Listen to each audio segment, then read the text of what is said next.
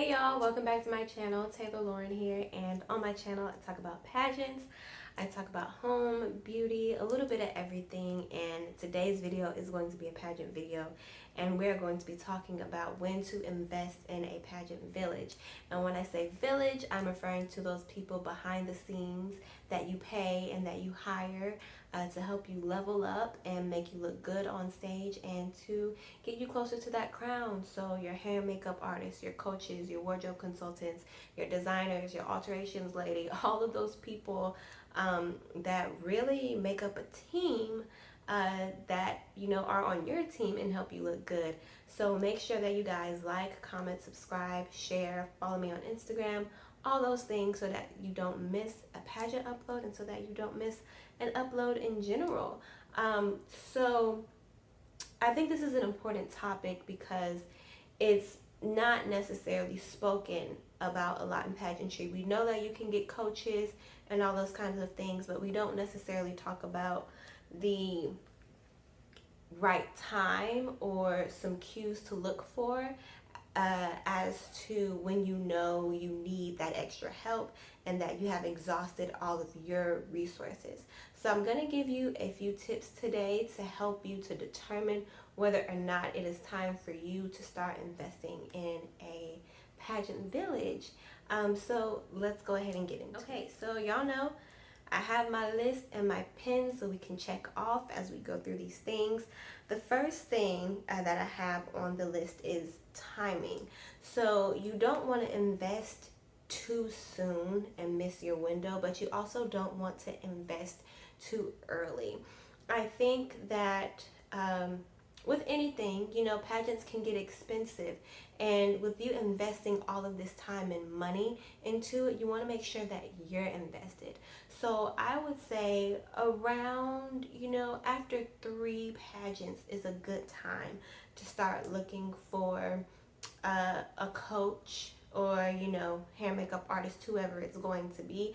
I think it's very important that you start with the bare minimum, so that you know that you're in this for the long run, right? Once you've done a few pageants and you're like, this is my thing, this is something that I'm passionate about, this is something that I enjoy doing, I have a goal of winning that state, national, or international title. Once you know that you're invested, then you can start investing. And I want to share a little story with you guys because this experience that I'm about to share with y'all has really stuck with me. So I have my bachelor's degree in music and dance performance, and I started ballet when I was in 3rd grade, however old you are in 3rd grade. And I remember my dad sitting me down a couple of days before my first ballet class, and he said, hey, we know that you need shoes, that you need tights, and that you need a leotard, but before we buy those things, before your mom and I buy those things for you, and spend money on this new hobby, this new endeavor of yours, we need to make sure that you're invested before we invest. So I think I had class maybe once or twice a week, and I went to ballet class for maybe a month and a half, maybe 2 months, in a t-shirt and leggings. Before I got my actual dance attire. And this is something that my parents worked out with the instructor, because obviously ballet is a very strict technique, and you have to go in your correct attire and your bun or whatever. But I guess my parents had worked something out with my dance teacher, because I went in leggings and a t-shirt and no shoes to dance class for like a month and a half, before my parents bought me the appropriate attire for class, because they wanted to make sure that it was something that I actually wanted to do. Not that I was just infatuated with, the graceful movements and the fancy costumes, but that I was actually interested in learning ballet technique and becoming a ballerina and a dancer and investing in that craft. And I went on to, study dance, and I went to performing arts high school and ended up getting a degree in it. So obviously this kind of tactic worked. So that's my whole point. Before you invest, you want to make sure that you've done pageants for a while. I would say at least 3. And that you know that it's not just an infatuation, that it's not just the crowns and the gowns, and getting hair and makeup done that you're obsessed with, or that you enjoy doing, but that you actually enjoy the basics, the nitty gritty.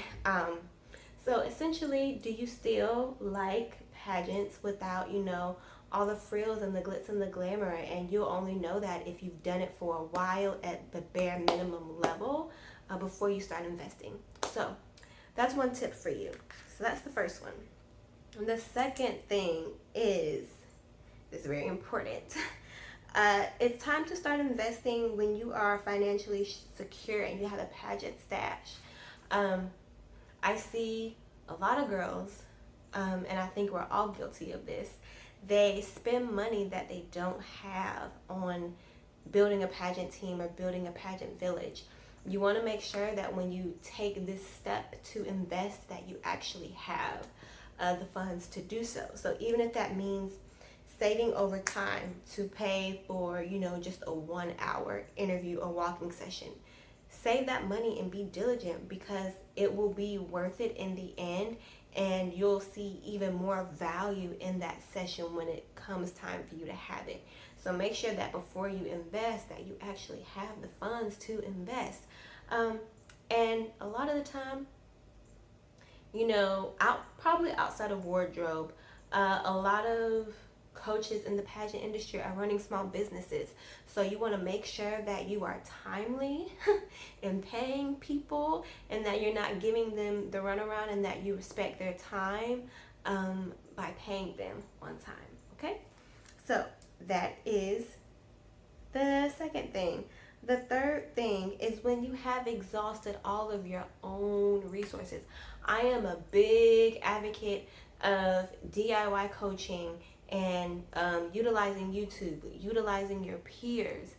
Make sure that you've done all that you can do on your own before you start bringing other people in and paying money to get things done, because you never know what could happen. Things get rescheduled, people fill up fast, many things happen. So you want to make sure that you have as many pageant skills under your belt as possible before you start investing in a coach. So prime example, when it comes to hair and makeup, it's great to hire a hair and makeup artist. That obviously makes things a lot easier, but I think that it is also extremely important for you to be able to do your own hair and makeup, because you never know, someone could get booked up, and things happen. So you guys remember, like a couple months back when Texas had that lockdown and that storm?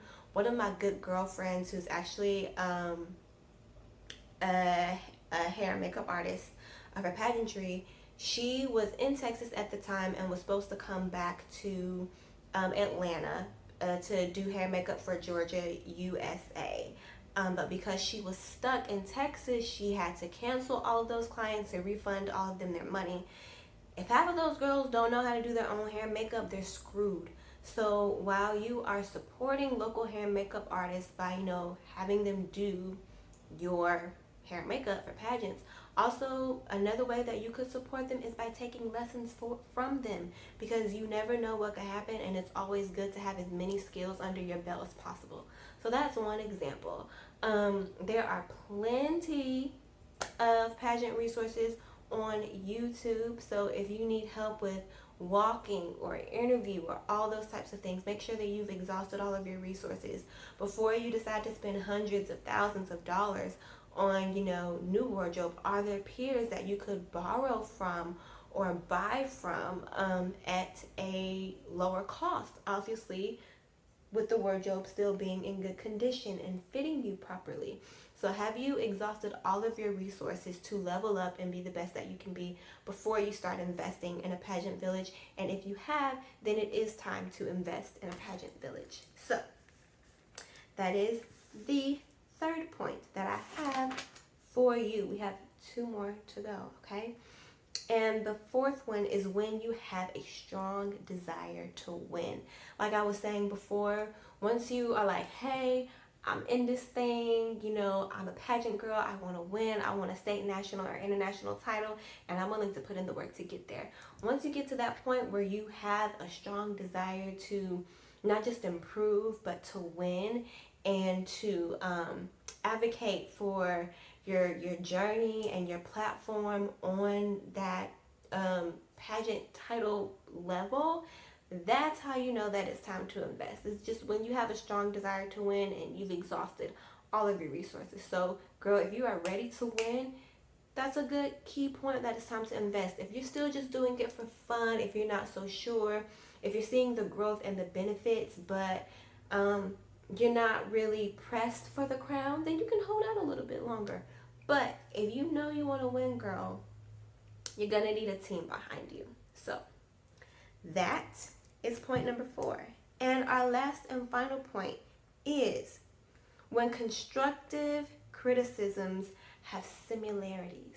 So, and you can't, it's not something that you can improve on your own, right? Because you need an outside perspective.